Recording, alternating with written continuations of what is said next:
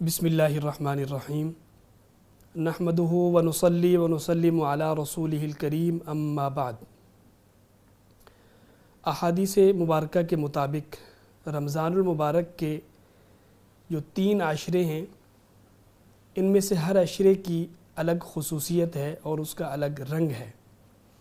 حضرت سلمان فارسی رضی اللہ تعالیٰ عنہ فرماتے ہیں کہ نبی اکرم صلی اللہ علیہ وسلم نے ارشاد فرمایا کہ رمضان کا پہلا عشرہ رحمت، دوسرا مغفرت اور تیسرا جہنم سے آزادی کا ہے۔ یوں تو جو رمضان المبارک ہے یہ باقی تمام مہینوں سے زیادہ افضل اور اعلیٰ ہے اور ایک ممتاز مقام کا حامل ہے، لیکن پھر اس رمضان کا بھی جو آخری عشرہ ہے وہ رمضان کے بقیہ حصے سے بھی زیادہ فضیلت والا ہے۔ اس لیے جس طرح ہمیں اس چیز کا خیال کرنا چاہیے کہ ہم رمضان المبارک کو دیگر تمام مہینوں سے زیادہ عبادت کے ساتھ خاص کریں، وہیں پر اس کی بھی ضرورت ہے کہ ہم آخری عشرے کو باقی رمضان سے بھی زیادہ عبادت کے لیے مخصوص کریں اور اپنے معمولات کو اس کے اندر اور بھی بڑھا دیں، اس لیے کہ ہمیں نبی اکرم صلی اللہ علیہ وسلم کے اسوہ حسنہ سے یہی تعلیم ملتی ہے۔ حضرت عائشہ صدیقہ رضی اللہ تعالیٰ عنہ فرماتی ہیں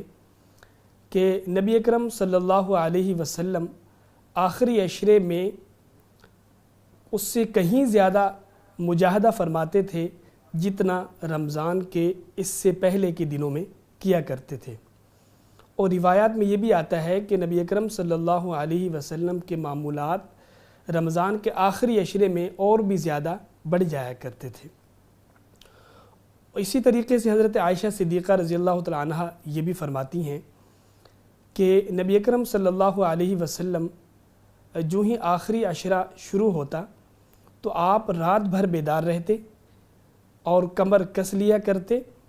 اور گھر والوں کو جگاتے تھے۔ تو ان تمام احادیث سے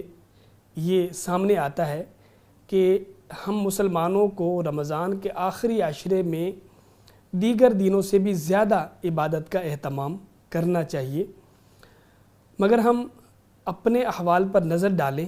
اور اپنے رسم و رواج کو دیکھیں تو ایسا لگتا ہے کہ ہم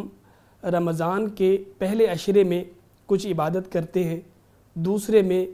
کچھ عادت بن جاتی ہے تو اس میں اضافہ کر دیتے ہیں، لیکن جیسے ہی آخری عشرہ شروع ہوتا ہے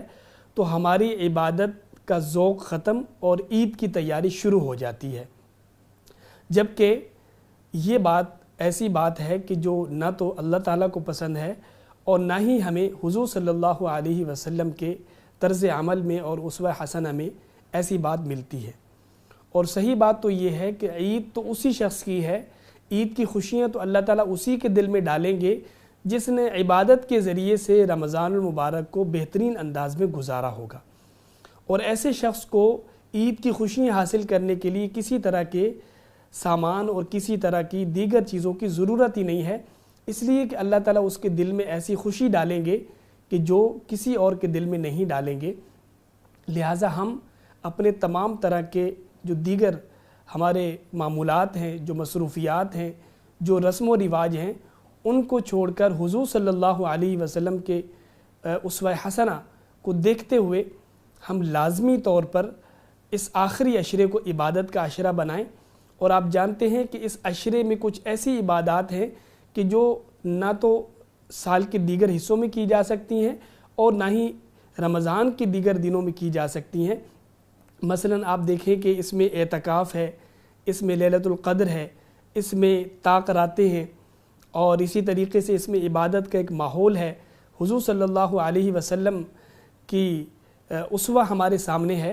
ان تمام باتوں کو سامنے رکھ کر ہمیں یہ چاہیے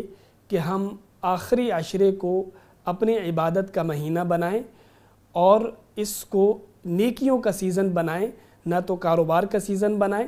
نہ عید کا سیزن بنائیں،